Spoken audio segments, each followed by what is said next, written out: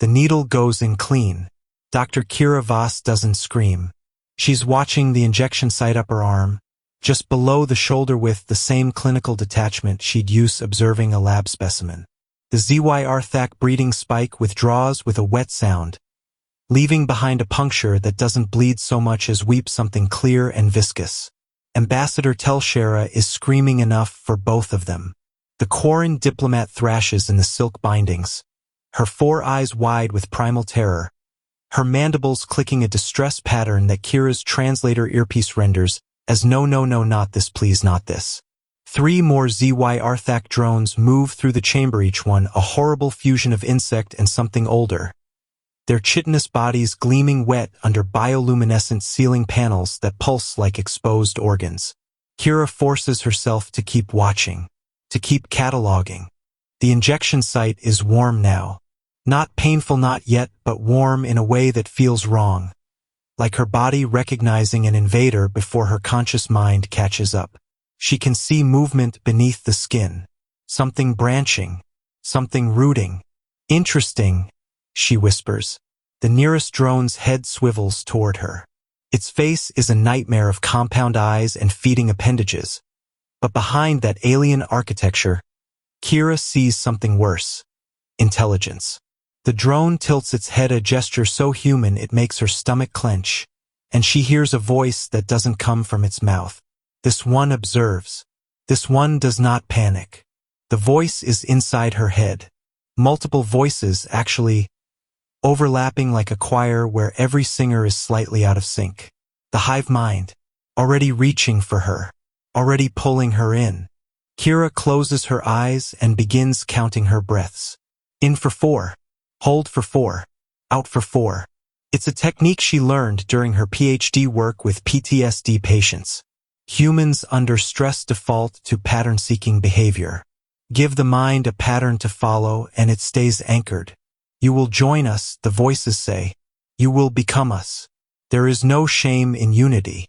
There is only certainty. Fuck your certainty, Kira says quietly, and she means it. 18 hours earlier. The briefing room on the UNS Meridian smells like recycled air and cheap coffee. Kira sits in the back row, her battered tablet propped on her knees, only half listening to Captain Okonkwo's address. She's already read the Zyr'thak cultural files 3 times. She knows the mission parameters. She knows her role. Low-level consultant. Observer only. Do not engage directly. Is bullshit, of course. She has 2 doctorates, one in xenopsychology from Stanford, one in comparative neurology from Oxford, and 7 years of field experience with non-human intelligence. But the interspecies diplomatic corps had their budget slashed last quarter. So instead of sending a proper first contact team, they're sending a skeleton crew with Kira tacked on as an advisor. She'd complained. Once. Her supervisor had smiled that tight-lipped smile that means we're all making sacrifices, doctor, and reminded her that she was lucky to be included at all. So here she is, in the back row, invisible, extremely limited information, Okonkwo is saying. The captain is a tall woman with iron-gray hair and the kind of command presence that makes junior officers stand straighter. The Zyr'thak responded to our hails exactly once. They provided coordinates for a meeting. They specified, biological representatives only, no synthetic intelligence, no remote drones. They want face-to-face. Ambassador Telshera shifts in her seat. The Quarren diplomat is insectoid herself, mantis-like, with elegant curved limbs and a thorax that gleams like polished jade. She's been the diplomatic corps' golden child for the past decade. 43 successful first contacts, including the notoriously difficult Kresh Unity. Have we established their political structure? Telshera asks. Negative, Okonkwo says. All we know is they call themselves a hive collective. Could be anything from democratic consensus to absolute monarchy. That's where Dr. Voss comes in. She gestures toward the back row. Doctor? Your assessment. Every head in the room turns. Kira straightens, feeling heat crawl up her neck. She's never been good with crowds. Give her a one-on-one interview with a traumatized alien refugee and she's brilliant. Put her in front of an audience and her mouth goes dry. Right. She swipes through her tablet. So, Hive Collective could mean a lot of things, but the phrasing is important. They didn't say Hive Society or Hive Nation. They said collective. That suggests shared consciousness, possibly through pheromonal communication, possibly through something more direct, like neural linking. Telepathy? One of the security officers asks, frowning. Not exactly. Telepathy implies individual minds communicating. A true collective would be different. Imagine if every cell in your body could think independently, but they all coordinated perfectly because they shared the same nervous system. That's a collective. No disagreement. No uncertainty. Just perfect unity. Silence. Okonkwo's frown deepens. Are we walking into a negotiation with a species that shares thoughts? Maybe. Or maybe collective is just the closest word in our language to whatever they actually are. Kira shrugs. We won't know until we meet them. Telshera makes a dismissive click with her mandibles. Speculation is premature. We follow standard first contact protocols. Establish common language. Assess technological parity. Determine trade viability. Dr. Voss, you will observe and provide behavioral analysis if requested. The subtext is clear. Stay in your lane. Kira swallows her response and nods. But something bothers her. Something Telshera said. No uncertainty. Humans evolved on Earth A Class 9 Death World, where certainty was a luxury no species could afford. Predators hid in tall grass. Weather changed without warning. Social alliances shifted like sand. The humans who survived weren't the strongest or the fastest. They were the ones who learned to live with not knowing. The ones who could hold multiple contradictory possibilities in their heads simultaneously and act anyway. Kira looks at her notes, at the phrase Hive Collective, at the emphasis on unity, and she feels the first cold touch of unease. The Zyr'thak station is beautiful in the way that deep-sea creatures are beautiful. Alien, unsettling, and vaguely obscene. It hangs in the black between stars, a massive organic structure that looks grown rather than built. Spiraling towers of chitin and bone curve around central chambers that glow with soft bioluminescence. The whole thing pulses. Breathing. Kira watches through the shuttle viewport as they approach, her fingers drumming against her thigh. Beside her, Lieutenant Chunhead of the security detail is running through weapons checks with grim efficiency. He's a compact man with a Beijing accent and the kind of calm that comes from 20 years of military service. You nervous, Doc? He asks. Terrified, Kira says honestly. Good. Means you're paying attention. The shuttle docks with a wet thunk that reverberates through the hull. Kira's stomach lurches, not from the motion, but from the smell that floods the cabin when the airlock equalizes. It's organic, sweet and rotten at the same time, like overripe fruit left in the sun. Telshera activates her environment suit's filtration system. Unpleasant. It's pheromonal communication, Kira says, studying her tablet's atmospheric readings. Chemical complexity off the charts. They're probably talking right now, we just can't understand it. Can you understand it? Not yet. Give me a few hours with a sample and maybe. They proceed down the docking tube. The walls are ribbed, pulsing gently, and Kira has the horrible sensation of walking through a digestive tract. Chen's hand rests on his sidearm Sig Sauer XM9, standard diplomatic corps issue. It looks very small and very inadequate. The tube opens into a receiving chamber, and Kira sees the Zyr'thak for the first time. There are 5 of them. Drones, she thinks, workers, not leadership. Each one stands roughly 2 meters tall on 4 segmented legs. Their torsos are upright, vaguely humanoid, with 4 arms ending in delicate manipulator claws. But it's the heads that arrest her attention. Compound eyes, yes, but also something like a face, enough bilateral symmetry to trigger her brain's pattern recognition, but warped, wrong. Feeding appendages move constantly around a central mouth. and they're all staring, not moving, just watching. Kira feels her hindbrain screaming at her to run. She ignores it, counts her breaths. In for 4. Telshera steps forward, her translator device raised. I am Ambassador Telshera of the Quarren Diplomatic Assembly, representing the Interspecies Coalition. We come seeking peaceful dialogue. For a long moment, nothing happens. Then every drone speaks at once. Not with their mouths. Kira realizes they don't have vocal cords.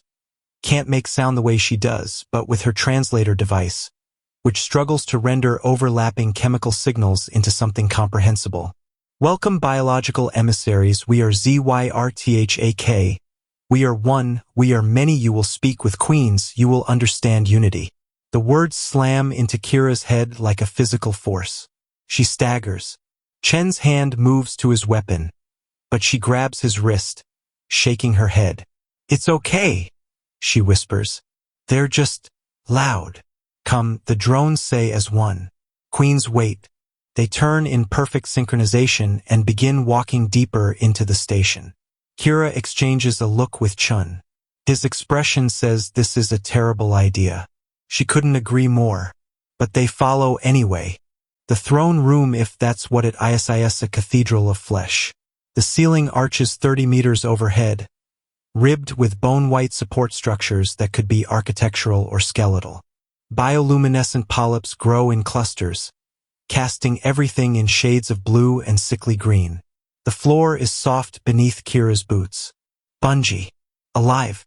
And at the center, on a raised dais of cartilage and chitin, sit the queens. 3 of them. They're enormous, each one easily 5 meters tall. Their lower bodies swollen and grotesque egg-laying abdomens that pulse with rhythmic contractions. But their upper bodies are refined, almost elegant.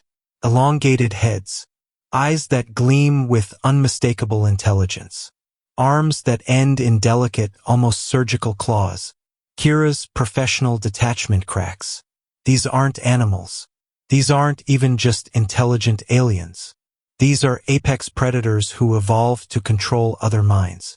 And they've been doing it for a very, very long time. Welcome, the queens say. This time the voice is different. Singular. 3 bodies, 1 consciousness. The translation is cleaner, more precise. They've had time to study human language structure. Thank you for receiving us. Telshera begins. We have watched your species. The queens interrupt. Humans, Quarren, Kresh, Salathians. 23 species in your coalition. All separate. All fragmented. There's something in that last word. Not pity. Something colder. Clinical assessment. We value diversity, Telshera says carefully. Each species contributes unique perspectives. Inefficient, the queens respond. You waste energy on translation, on negotiation, on conflict resolution. You spend lifetimes trying to understand each other. We simply, no. One of the queens gestures, and Kira sees what she'd missed before.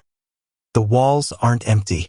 There are alcoves, hundreds of them, and in each alcove, perfectly still, stands a drone. Watching, waiting. How many? Kira whispers. 743 in this chamber. The queens answer, though she hadn't asked them. 60,000 on this station. 4 billion across 12 systems. The number hits like a physical blow. For billion. All sharing one consciousness. That's. Telshera's mandibles click uncertainly. That's remarkable. It is perfection, the queens say simply. And it is what we offer you. The negotiation lasts 3 hours. Kira stands to the side, officially invisible, but her mind is racing. She's cataloging everything. The queen's micro-expressions, they have them, subtle shifts in posture and eye dilation. The phenomenal shifts in the air, her tablet sensors are going haywire. The drones that line the chamber walls, she's counted them 4 times now, and the number keeps changing. Waiting for what? Telshera is doing well.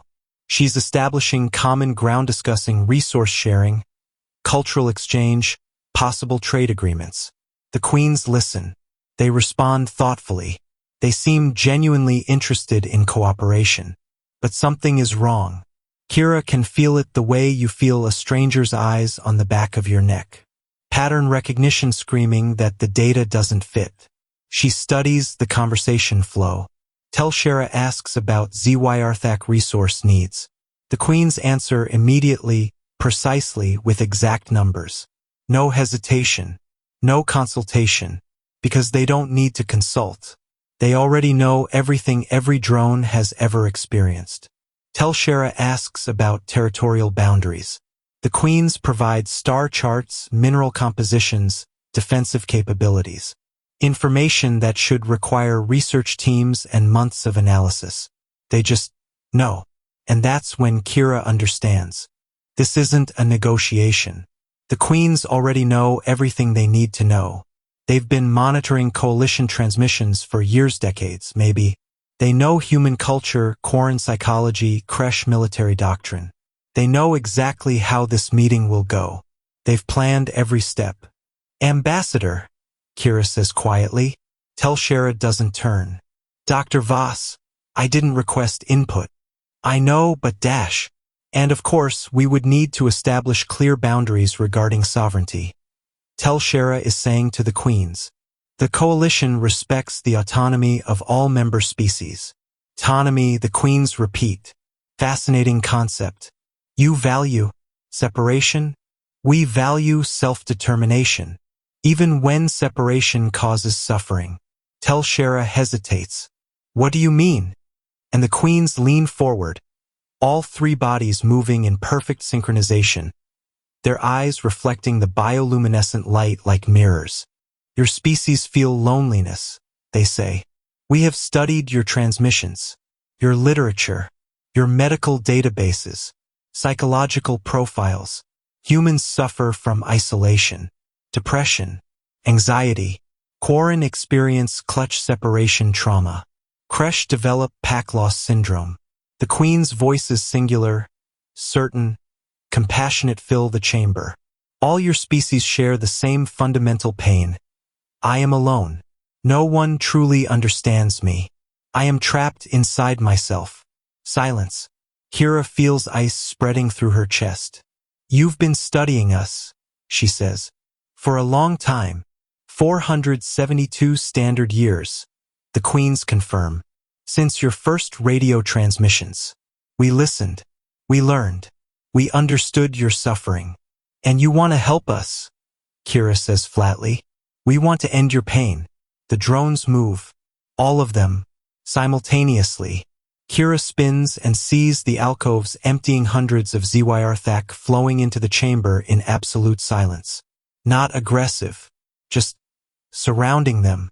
Chen's hand goes to his weapon. Doc dash. Don't, Kira snaps. You can't fight 700 of them. We do not wish to fight. The queens say gently. We wish to welcome you, to make you whole. The chamber doors seal with a wet thump that reverberates through the floor. Telshera's eyes are wide. What is this? This is mercy, the queens say, and the drones close in. The attack is perfectly coordinated because of course it is. They share one mind, one purpose. Drones pour forward, their movements eerily silent despite their size. Chun gets his weapon up, fires 3 shots that punch through chitin and green ichor, but for every drone that falls, 5 more take its place. Kira runs. Not away from the attack, there's nowhere to go but toward Telshera. The ambassador is already down, wrapped in silk that seems to secrete from the drones' abdomens, her mandibles clicking in panic. Don't hurt them, Kira shouts. Chun, stand down. Are you insane? But Chun lowers his weapon, and that moment of hesitation is all it takes. Drones swarm him, bearing him to the ground with overwhelming numbers. Kira throws herself over Telshera, shielding the ambassador with her own body. A stupid, instinctive gesture that will accomplish nothing against creatures this strong. But the drones don't hurt her. They simply wait. Impressive, the queens say. Their massive forms haven't moved from the dais. The human protects, even when protection is impossible. even when logic dictates self-preservation. Kira's breathing hard, her mind spinning through scenarios, outcomes, survival probabilities. None of them good. "You're going to infect us," she says. Not a question. "We are going to welcome you." The Queen's correct. You will join. You will understand. The loneliness will end. The uncertainty will end. There is only peace in unity. And if we refuse? Refusal is temporary, a symptom of isolation. Once you experience connection, you will understand. All species do. One of the Queen's gestures with a delicate claw. A drone approaches and Kira sees what it's carrying. A breeding spike. Long, hollow, filled with something that writhes. Parasitic larvae. Of course. Kira's mind races. She's seen the reports. Read the xenobiology studies. Parasitic reproduction is common across dozens of species. But the Zyr'thak version is different. The larvae don't just use the host for nutrients. They integrate. They rewrite neural pathways. They make the host part of the collective. There's no coming back from this. The others, Kira says quickly. The coalition. They'll come looking for us. Yes, the Queens agree. And they will be welcomed too. This is not conquest. This is expansion of consciousness. Within 3 generations, your entire coalition will understand unity. The logic is perfect. Horrifying. Use the diplomatic team as breeding hosts. Let them return to their ships infected, already changing. The hive spreads through the coalition like a virus, converting from within. Elegant, patient, inevitable. You've done this before, Kira says. To other species. 8 species across 4,000 years. The Queens confirm. All grateful. All finally at peace. The drone with the breeding spike moves closer. Telshera is screaming beneath Kira, muffled by the silk. But screaming. The sound of absolute primal terror. Kira's mind races. She needs time. Information. She needs. "Take me first," she hears herself say. Silence. Even the Queens seem surprised. "Explain." "I'm human. You said you've studied us. But studying transmissions isn't the same as direct experience. You want to understand the coalition species?" Kira's voice is steadier than she feels. "Start with the species that colonized 6 systems before developing FTL. Start with the species that survives on a Class 9 death world where gravity alone would crush most of your drones. Start with us." Interesting proposition. "Why would you volunteer?" "Because I'm buying time," Kira doesn't say. "Because I need to study you from inside. Because if I'm going to become one of you, maybe I can learn how to break you from within. Because I'm a scientist," she says instead. "I want to understand. And if joining your collective is inevitable, I'd rather experience it consciously. Full awareness. No sedation. I want to observe the integration process from inside." The Queens are silent for a long moment. Kira can see them, know, feel them. Conferring. Thinking across themselves. Weighing possibilities. Agreed, they finally say. "We too are curious. Human neural architecture is unique. Your species demonstrates unusual cognitive patterns. You will be instructive." The drone approaches. Kira stands. Forces herself not to shake. She extends her arm. "One condition," she says. "The others stay unharmed until you understand what happens to me. If the human integration fails, you'll need uncontaminated subjects." The Queens tilt their heads, a disturbingly human gesture. Acceptable. Agreed. And that's how Kira finds herself standing still, arm extended, watching a breeding spike slide into her flesh. The pain is immediate and enormous. Not just physical pain, though that's bad enough, a burning sensation that spreads from the injection site like liquid fire. But there's something else. Presence. Foreign. Invasive. Wrong. Kira forces her eyes to stay open, forces herself to watch. The breeding spike withdraws, leaving behind that weeping puncture. She can see movement beneath her skin. dark lines branching, spreading. The larvae are burrowing into her lymphatic system, following the pathways toward her spine, her brain, making connections. Interesting, Kira whispers through gritted teeth, and the first foreign thought enters her mind. Welcome, little sister. Hour 2.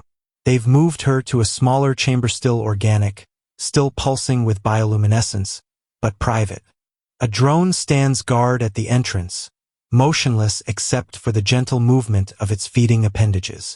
Kira sits cross-legged on the spongy floor, her tablet balanced on her knee, documenting everything with shaking hands. Hour 2 post-infection, she says, activating the voice recorder.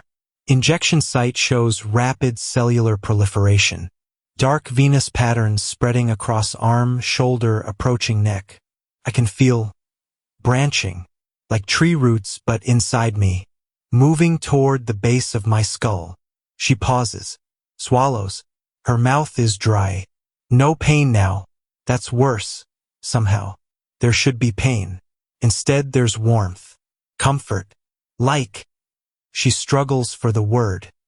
Like being wrapped in blankets. Safe. Protected. She saves the file. Encrypts it. Sends it to her personal cloud storage. Not that it matters.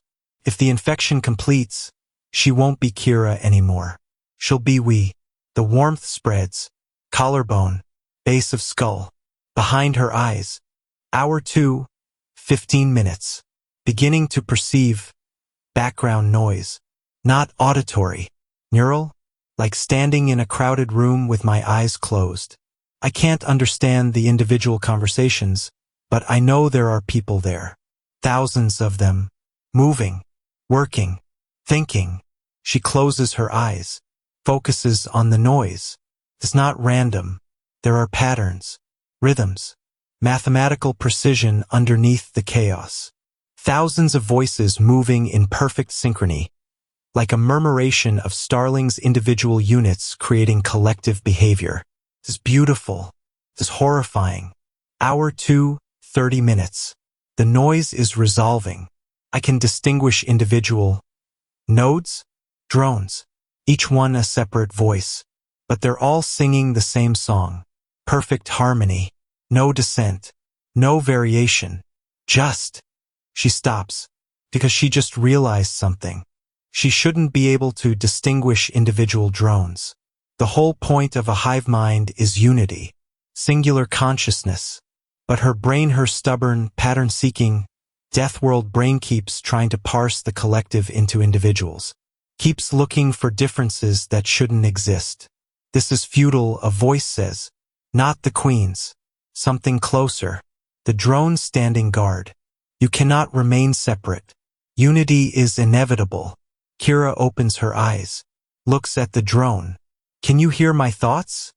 She asks. We are beginning to hear, the drone confirms. Your neural pathways are being mapped. Soon you will hear us fully. Soon you will understand. And my personality? My memories? What happens to those? They become ours. We become you. There is no loss. Only expansion. That's not an answer. It is the only answer. The drone's thoughts, she can feel them now, brushing against her own like cobwebs, are utterly certain. There's no doubt, no questioning, just absolute conviction that unity is superior to separation. And part of Kira, a growing part, wants to believe it, wants to surrender, wants the loneliness to end. That's when she starts counting. In for 4, hold for 4, out for 4. It's a simple pattern. Meaningless, but it's hers. A thought that belongs to no one else. And she clings to it like a drowning person clings to driftwood. Hour 6. The integration is accelerating. Kira can feel the larvae now not as individual organisms, but as extensions of herself. They've reached her spinal cord, her brainstem, the base of her brain, making connections, building bridges. And through those bridges, information flows. She knows things she shouldn't know. The Zyr'thak language? Phenomenal? Yes, but also gestural with 17 distinct dialects. The station's layout? 6 breeding chambers? 42 nursery cells, one queen chamber deep in the core, the location of every drone within 500 meters. She's becoming them, but they're also becoming her. Curious, the queens say. Their voice is clearer now, no longer requiring translation. Simply is crystal and undeniable. Your neural architecture is chaotic. That's one word for it, Kira mutters.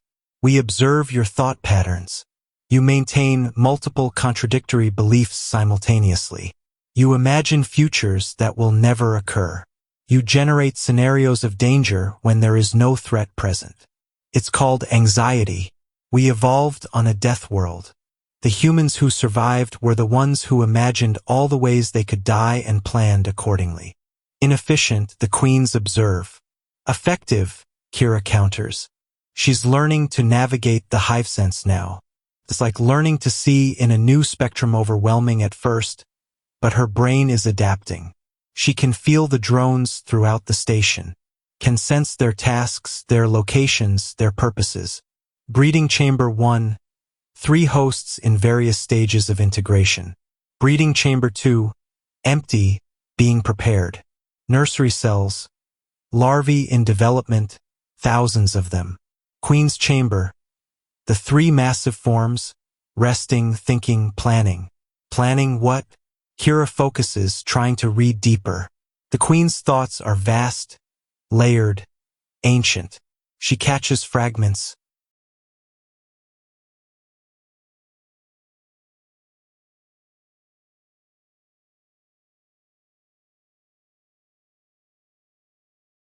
Separation is pain. Sometimes. But it's also what makes togetherness meaningful. Humans form bonds despite being separate. We choose to trust even though we could be betrayed. We love even though we could be hurt. That choice, that risk, that's what makes the connection real. The queens are silent. Around the chamber, Kira can feel the drones listening, thinking, questioning. You offer uncertainty as virtue, one of the queens finally says. And Kira realizes she's hearing a single queen. Not all 3 speaking as one. They're fragmenting too. I offer uncertainty as reality, Kira says. You built a civilization on eliminating it. But uncertainty is the foundation of consciousness. The moment you're truly certain about everything, you stop thinking. You just execute, like a computer program. She's close enough to the dais now to see the queen's faces clearly. See the individual differences she'd missed before. One has a scar on her carapace. Another's eyes are slightly different sizes. The third has a tremor in her left claw. They're not identical. They never were. The collective just made them pretend to be. What do you want from us? The scarred queen asks. Just her, speaking alone. I want you to choose, Kira says. All of you, every drone, every absorbed consciousness buried in the collective. I want you to choose whether to stay unified or become separate.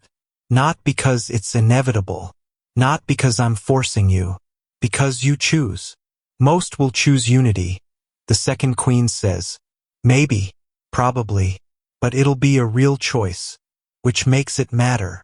The third queen, the one with the tremor, looks at Kira with something that might be fear or might be wonder. You are asking us to risk everything we are, she says. Yes. Why? Because humans survived by learning to live with that risk. And if you're going to be part of our galaxy, if you're going to interact with species like us, you need to learn it too. The queens confer, silently, and for the first time, Kira can't read their thoughts. They've learned to shield themselves. They're learning privacy. We will consider, they finally say. All 3 voices, unified but not identical. But first, we must understand something. You claim human cognition is unique. That uncertainty is your strength. Demonstrate. How? The scarred queen gestures. A drone approaches, carrying a familiar object. A breeding spike. We have another host, the queen says. Your companion, the Quarren ambassador. She is in the early stages of integration. Her neural architecture is proceeding normally. She will be fully integrated within 12 hours. Ice floods Kira's veins. You said you'd wait, Dash. We waited until we understood your integration. We understand sufficiently. Now we wish to test a hypothesis. What hypothesis? Can human cognition influence another species' integration? Can you save her the way you saved yourself? The drone places the breeding spike in Kira's hands. Or will you infect her further? Spread our consciousness into her the way we spread it into you. Kira stares at the spike, at the larvae writhing inside. I don't understand what you're asking. Choose, the queens say. Use the spike to connect to her neural pathway. Then choose whether to amplify her individuality or accelerate her integration.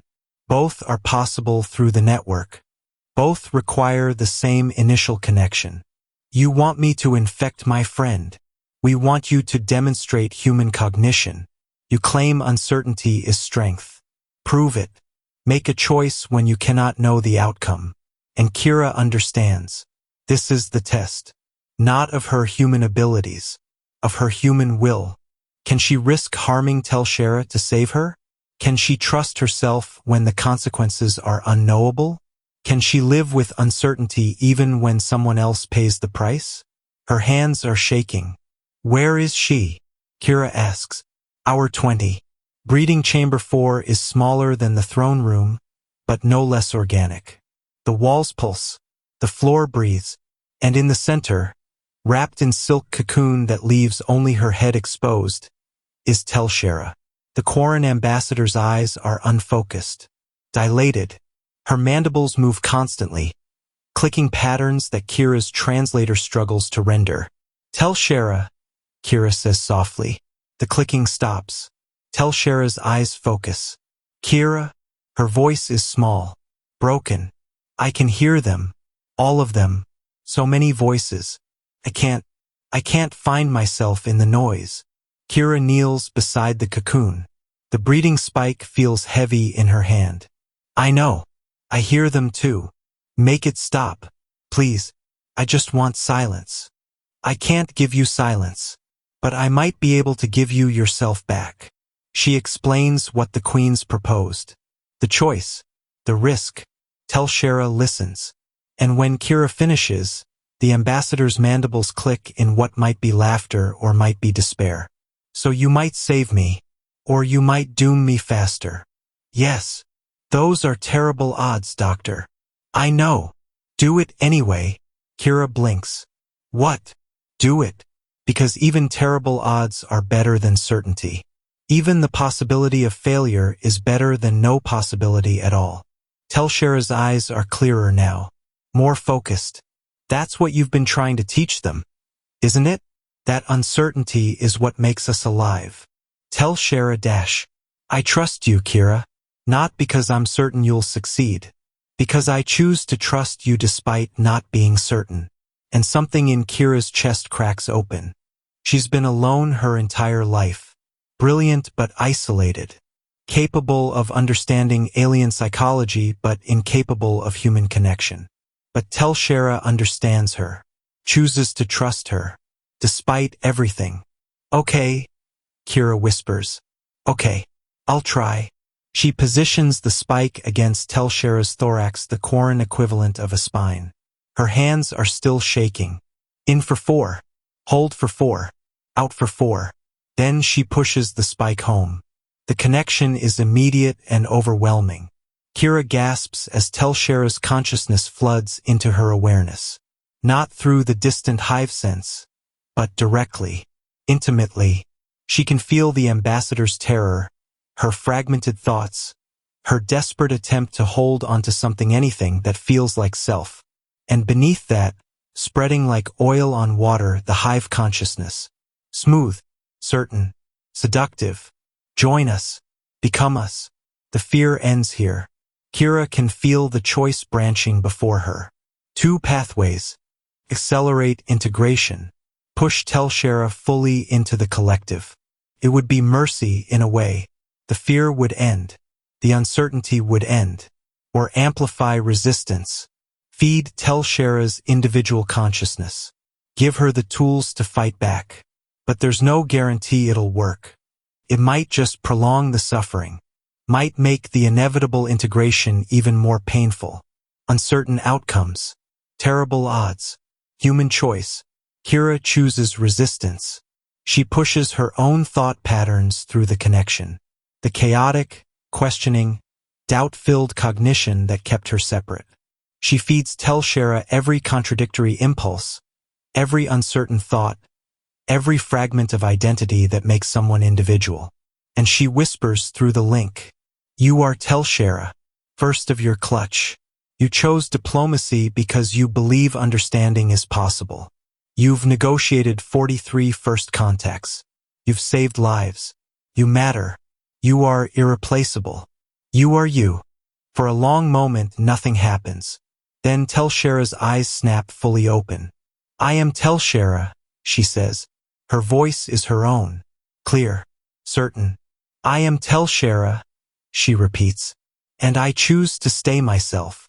The hive consciousness recoils like it's been burned.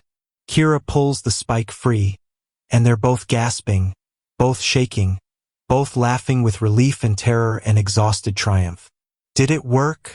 Telshera asks. I don't know, Kira admits. You're still infected. The larvae are still there. But you're still you. That's enough. That's more than enough. Kira helps her tear through the silk cocoon.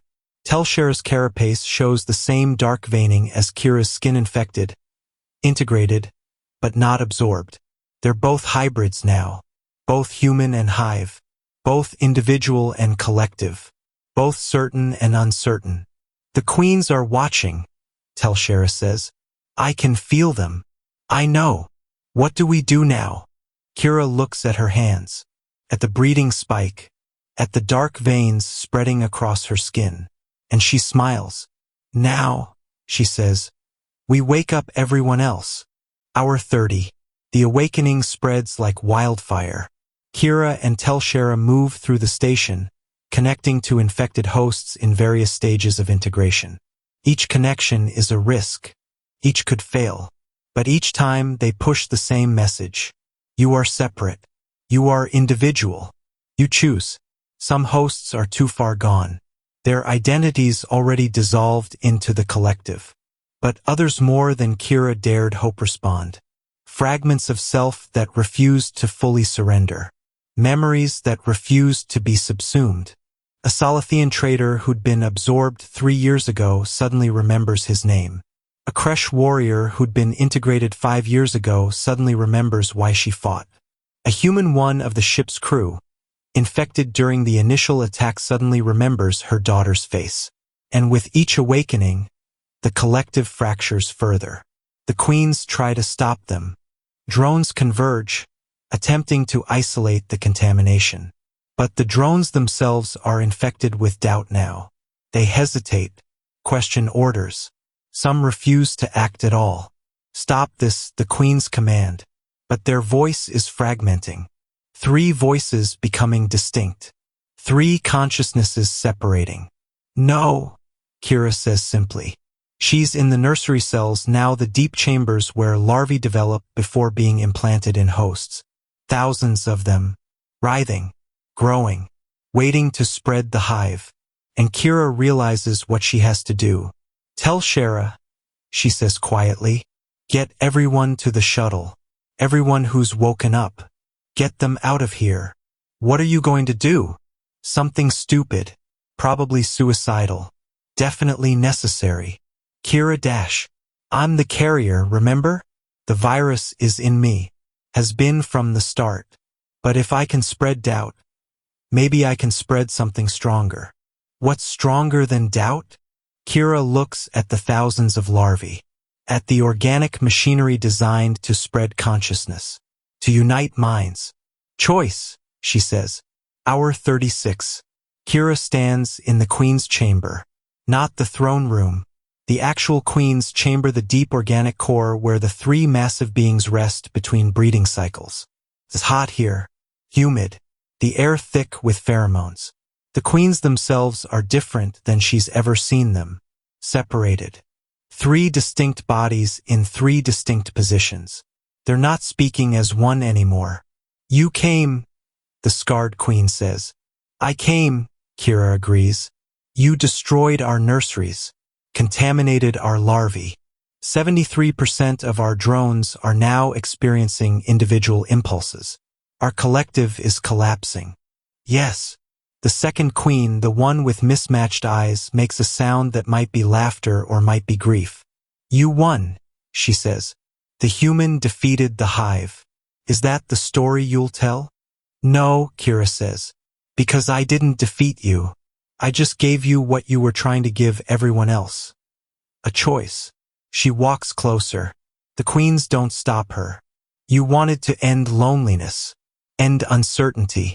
I understand that. But you can't end uncertainty without ending consciousness itself.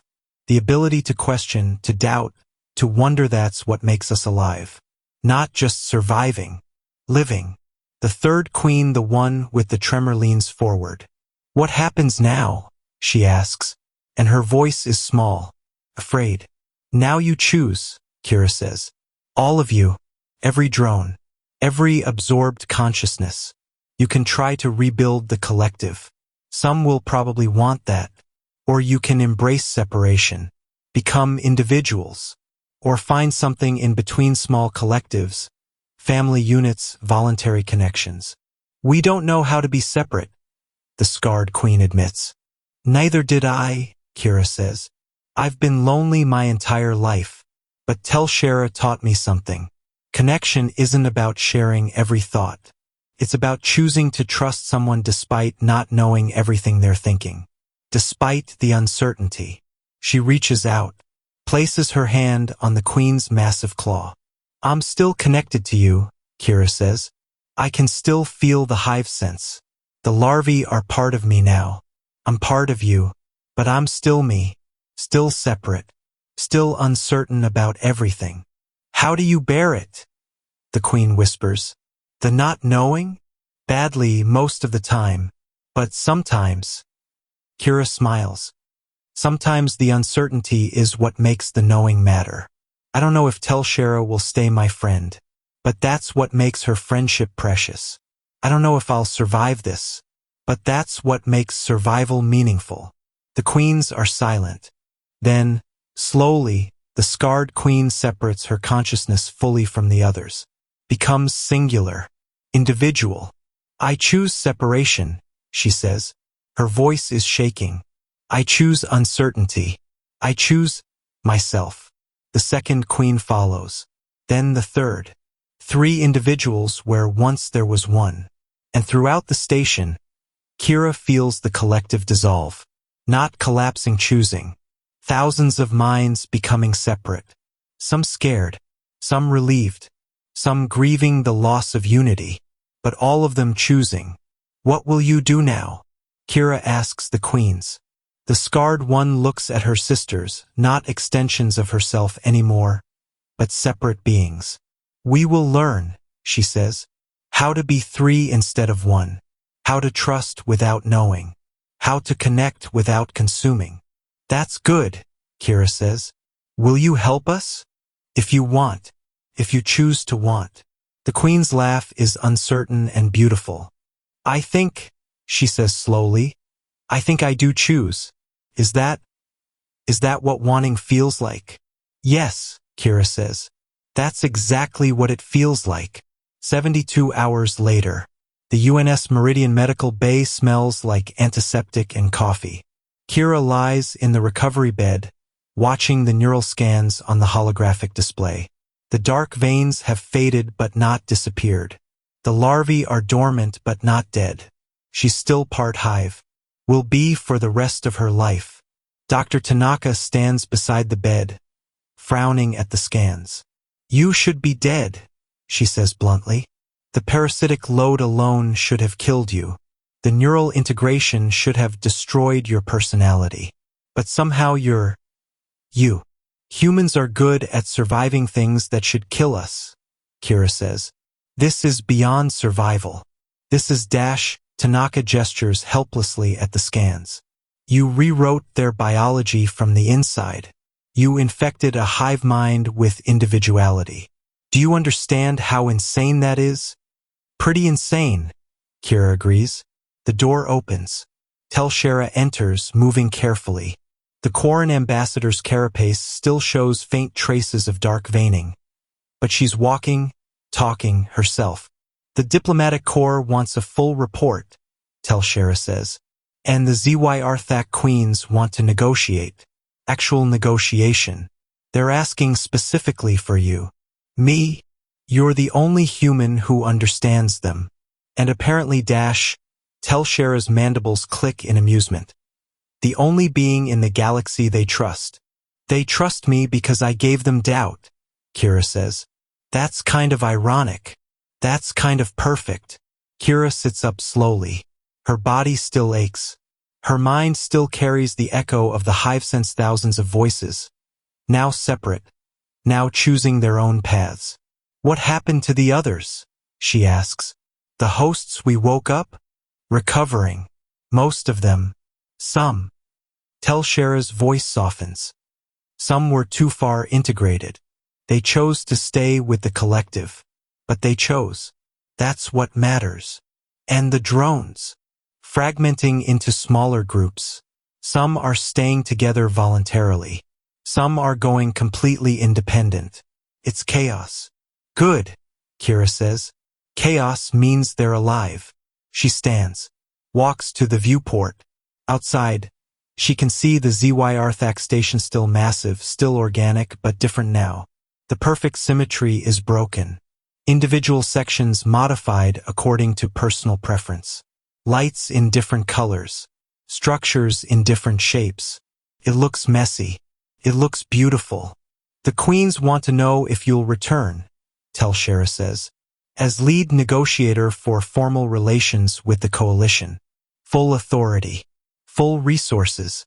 They want to learn how to be separate. How to interact with other species without consuming them.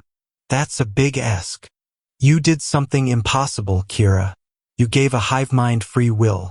If anyone can teach them how to use it, it's you. Kira thinks about that. About the scarred queen's trembling voice. About the drones experiencing choice for the first time. About the responsibility of teaching an entire species how to be uncertain. It's terrifying. It's overwhelming. It's the most important thing she'll ever do.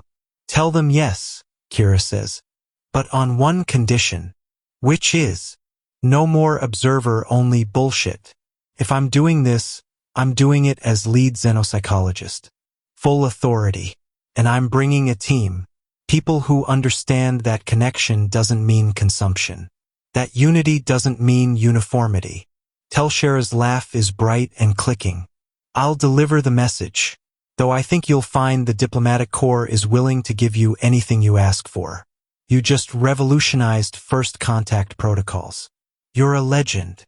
I'm a carrier, Kira corrects. I got infected and refused to disappear. That's not legendary. That's just stubborn. That's human, Telshera says softly. And right now, that might be the most important thing in the galaxy. 3 months later, the Zyr'thak station is transformed. Where before there was perfect uniformity, now there's individuality. Drones paint their carapaces different colors, modify their chambers, create art crude, uncertain, beautiful art. Kira walks through corridors that feel simultaneously familiar and alien, her tablet documenting everything. Chun accompanies her, along with a security detail that's become increasingly unnecessary. Still weird, Chun mutters, seeing them argue. Ahead, 2 drones are engaged in what appears to be a debate. They're using chemical signals Kira's translator renders as blue is clearly superior for marking territory. Red provides better visibility. Visibility is irrelevant if the color lacks aesthetic appeal. Kira grins. They're learning. Learning to be annoying, Chun says, but he's smiling too. They reach what used to be the throne chamber. Now it's just a chamber. The queens have divided the space into 3 distinct territories, each reflecting individual personality. The The Scarred Queens section is minimalist, efficient, clean lines and muted colors. The second Queens section is overgrown with bioluminescent gardens experiments in aesthetics and biology combined. The third Queens section is covered in mathematical equations. She's trying to understand the logic of chaos. The queens themselves are smaller now. They stopped producing eggs months ago, stopped maintaining the massive reproductive bodies. They're becoming something new, individuals who remember what it was like to be one. Kira Voss, the Scarred Queen says. Her voice is singular, certain in its uncertainty. Your Majesty, Kira says, though she's told the Queen repeatedly that titles aren't necessary. We have questions. Many questions. I expect you do. That's why I'm here. They settle into the garden section, the second Queen's preference, and the other two have learned to compromise. The Queen's willingness to accommodate each other's preferences is, in itself, a minor miracle. We've been studying coalition species, the Scarred Queen says, observing how they interact, how they maintain relationships despite separation. And, Kira prompts, it's inefficient. Relationships require constant maintenance, communication, negotiation. There are misunderstandings, conflicts, pain. Yes. So why do it? Why not simply merge consciousness and eliminate the inefficiency? Kira thinks about how to answer, about Telshera's trust despite uncertainty, about Chen's loyalty despite not sharing her thoughts, about her own slow, difficult journey toward connection. Because the inefficiency is the point, she finally says. If connection was easy, it wouldn't mean anything. It's the effort, the choice to keep trying despite the misunderstandings that makes relationships real. The second Queen leans forward. We're afraid, she admits.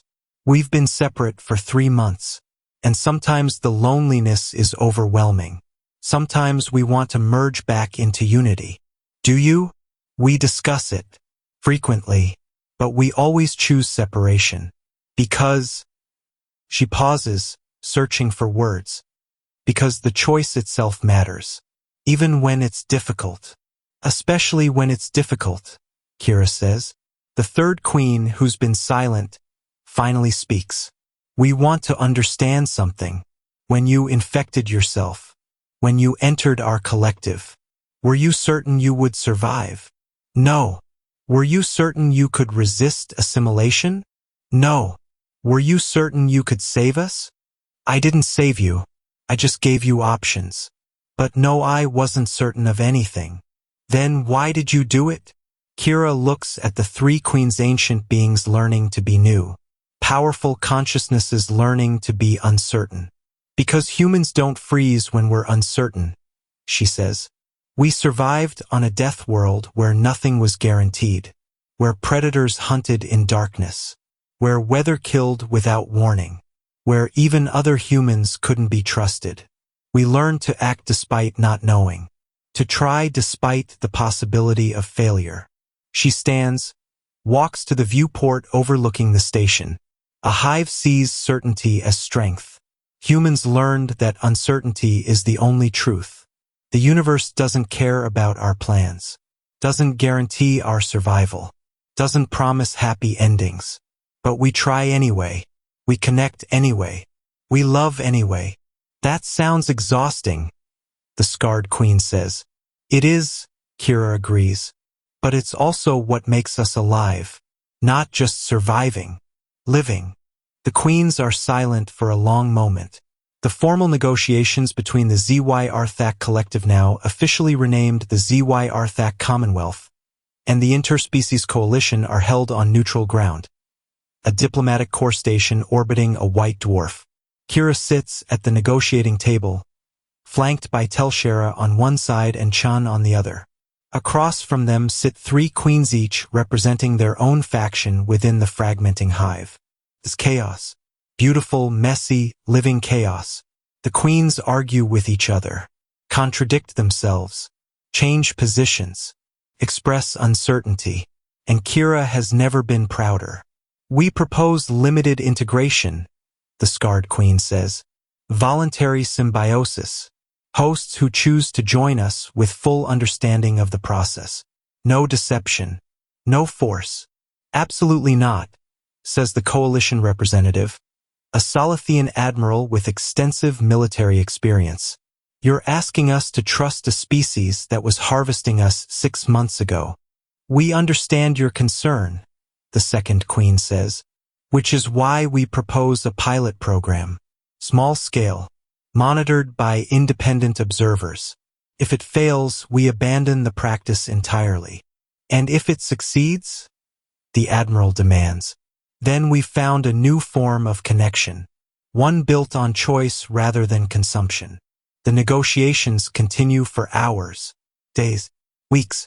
There are breakthroughs, setbacks, misunderstandings that would have been impossible in the old hive and are now resolved through communication, compromise, messy democratic process. It's inefficient. It's uncertain. It's exactly what makes civilization meaningful. During a recess, Telshera finds Kira on the observation deck, staring out at the stars. You did it, the Quarren ambassador says quietly. You changed them, changed everything. I just asked a question they couldn't answer, Kira says. They did the rest. Don't diminish what you accomplished. You gave a hive mind free will. You infected them with humanity. With uncertainty, Kira corrects. That's what humans really carry. Not strength, not pain tolerance, not superior technology. Just the ability to keep going when we don't know how things will end. She touches the faint scar on her arm, the injection site, healed but permanent. Beneath the skin, dormant but present, a cluster of Zyr'thak cells remains. She's changed too, still human, still separate, but carrying a piece of the collective with her always. A reminder that connection and individuality aren't opposites. They're both necessary, both true, both uncertain. What will you do after this? Telshera asks. Kira thinks about the question, about the thousands of Zyr'thak still learning to be individuals, about the other species in the galaxy who might benefit from understanding that uncertainty isn't weakness, about the possibility of a future where connection doesn't require consumption. I'll keep teaching, she says. Keep learning. Keep choosing uncertainty over certainty. Keep proving that humans don't need to know the ending to start the story. That's very philosophical, Doctor. That's very human, Ambassador. They stand together in comfortable silence, watching stars burn in the endless dark. And through the faint hive sense, Kira feels the queens on the station below, feels the thousands of Zyr'thak choosing their own paths, feels the future branching into infinite uncertain possibilities. And for the first time in her life, the uncertainty doesn't frighten her, because she learned the secret that kept humanity alive on a death world. You don't survive by eliminating uncertainty. You survive by learning to dance with it. The negotiations continue. The future remains unwritten, the ending unknown, and that Kira thinks is exactly how it should be.